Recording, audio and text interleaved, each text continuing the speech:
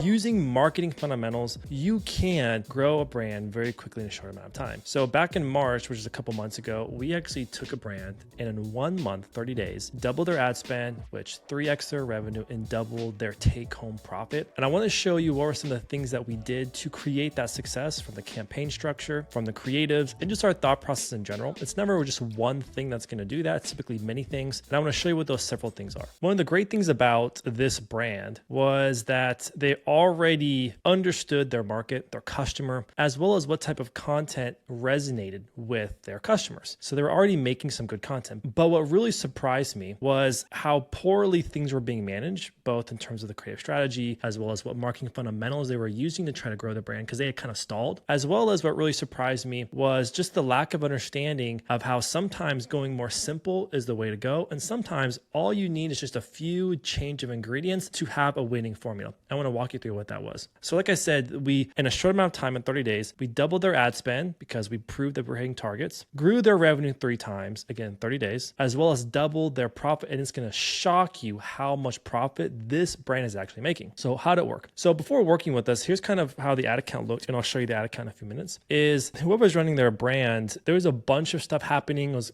honestly very random. They were using ASC campaigns and then a bunch of different retargeting campaigns. But if you watch other videos of mine, the problem with some of these things, especially if you're a low average order value brand, is a lot of the retargeting campaigns are viewed through attribution and not click, which means they're not actually driving incrementality. And a lot of times, if you look at your retargeting campaigns, especially on a low average order value, which is what this brand has, you'll find that if you look at the attribution settings, your cost per purchase off of 1-day click or 7-day click is actually going to be significantly more than what you're willing to pay. But it looks great because of view through attribution, which is, again, it doesn't drive incrementality. So for low average order value brands, that's why we don't recommend retargeting campaigns. Another thing that we were noticing too is there was just a lot of overlapping creatives and products when they didn't need to. They sell other products, but all their revenue really comes from one main product. And frankly, they were just wasting money advertising for those other products. So our decision making was, let's just focus on the number one seller and let's really scale this thing. The other thing that surprised us as well was there wasn't any kind of framework or system for testing creatives, finding creatives, scaling creatives. And that's what we're all about. And I'll show you in a few moments. And if you watch any videos on this channel before, you know that we have a sprint process of how we come up with concepts, how we make concepts, how we launch concepts, how we scale concepts, and how we review concepts. And then also just the founder was quite frustrated that they were having to come up with all the ideas, which should not be the case. The founder should not be doing that, which is what we like to take on our shoulders for brands. So this is kind of what their campaign structure looked like all of 2023. They weren't spending a lot of money, but it was just a mess. They had tons of different campaigns they were launching, frankly, just randomly throughout the year. In addition to that is they even had some good performance, but because the people that were managing it didn't understand the nuances of what's actually driving incrementality,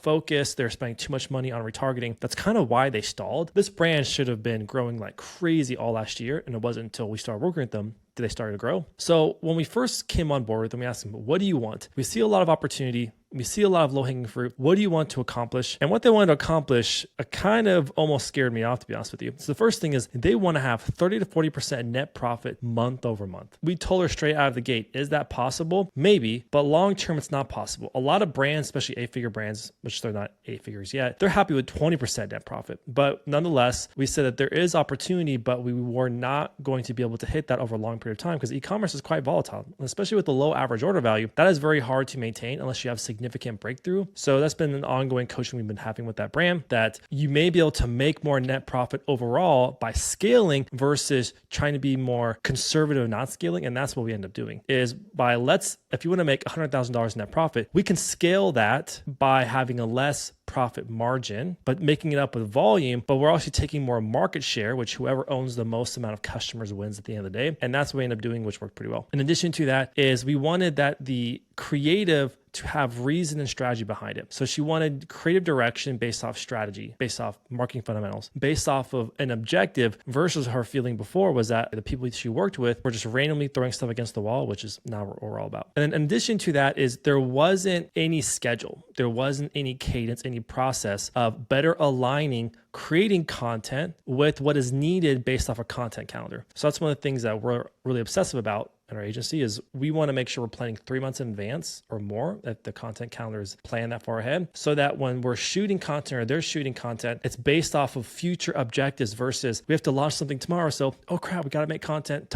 today, right? If you're in that spot, that's a massive red flag because that means you're always kind of chasing your tail, which is what you don't want to do. In addition to that is they wanted to grow. So they agreed to spend upwards of $40,000, which isn't a lot of money, but it is, as long as we're hitting certain targets. And so like I said, they wanted a certain net profit margin. But what we discovered with them is really what they were after is based off $40,000 in spend, they want to maintain a certain net profit dollar amount. So we showed them by modeling out, we could actually make you more net profit by lowering the net profit you're willing to accept a month, but we make it up in volume. And it went very well. So here's what our plan of attack is. The first thing we did is we followed our right hook way of how we run campaigns. So we tied up their ad account, consolidated things significantly. We just focused on the best selling product, not all these other products that people didn't want to buy, only focused on the best selling product, which was a beauty spray. And then as we were transitioning to our right hook way, it allowed us to cut things that weren't profitable. It allowed us to conserve ad spend and focus on the best selling product, which is a great amount of momentum that was created from doing those actions. And the other thing as well that no one does, but it pisses me off that people don't, is you should always be mining all the comments in your ads. The reason why is it's going to tell you exactly how you have to position your product to get people to buy. It's going to tell you exactly what are the blue ocean opportunities you're missing with what people are saying, their experiences of the product. If you have people who bought your product that see your ads and comment on them, which does happen, that's the first thing you should do every time you onboard.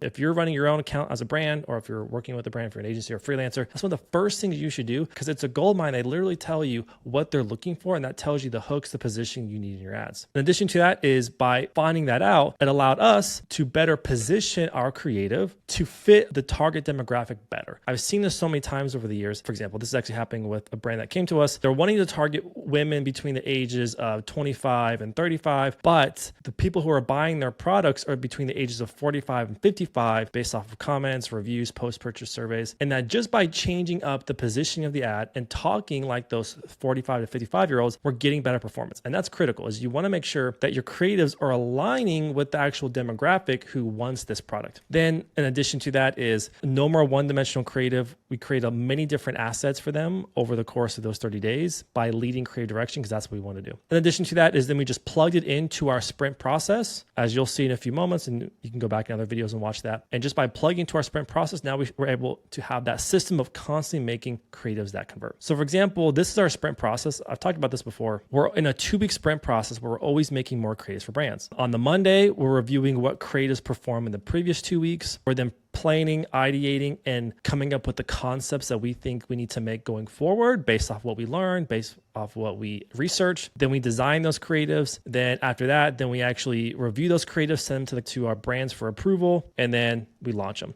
So it's a very simple process, but it's that cadence that never ever stops, which is planning, doing it, reviewing it, ideating on it, and then doing it again. So here are some of the best creatives. Some of these are videos and you can't play it, but what this allowed us to do, this process, is we allowed us to perfectly match some of the pain points people were saying. But the important part is using their language. And that's important, is if people are using a very specific type of language, reuse it. For example, they were literally saying sticky residue. They were literally saying skin types and shades, because for this target demographic, there's different shades. And it's really important that you use their exact language, because that's what's going to resonate to them, because that's how they're feeling and that's how they're thinking. And if you can get inside the conversation that's already happening inside of your prospects or your customers' heads, you win. And the results were massive. So like I said in the beginning of the video, $40,000 was the target we're shooting to spend for that 30-day period. It was going so well that the brand said, let's just keep spending. So we kept spending. And this is pretty unheard of. Not many people see this anymore, but this even works on a low average order value. And we were getting cost per purchases on a click attribution for $10, which is absolutely phenomenal. And they're still scaling. It's been a couple months since then. But what it allows us to do is we hit and exceeded our profit target in terms of net profit that they wanted at the end of the day. In addition to that, it was their first 6-figure profit month. Let's recap. What you need to remember is, one, when you're taking over an account, or this is your brand, do you have it consolidated in the most simple, minimum viable funnel? Are you mainly focusing on the products that's what we call hero product? Listen, I have scaled a lot of brands to 8 figures, and it's always off the back of a few products, not their variants. You could have a lot of variants. So for example, you could have a tumbler that has 30 different colors, 50 different colors, but still the same hero product. Go into your comments, post-purchase reviews, and the reviews on your website, even your competitors' reviews. Are you using the most precise language and positioning based off what they're looking for? In addition to that is just make sure you're using a proper sequence and cycle of how you're reviewing your creatives, how you're learning from your creatives, and then let that inform future creatives. All right, so that was a freaking rocket ship of a case study of how we took a beauty brand and in 30 days, doubled their ad spend, 3x their revenue, and then doubled their profit. See you guys in the next video.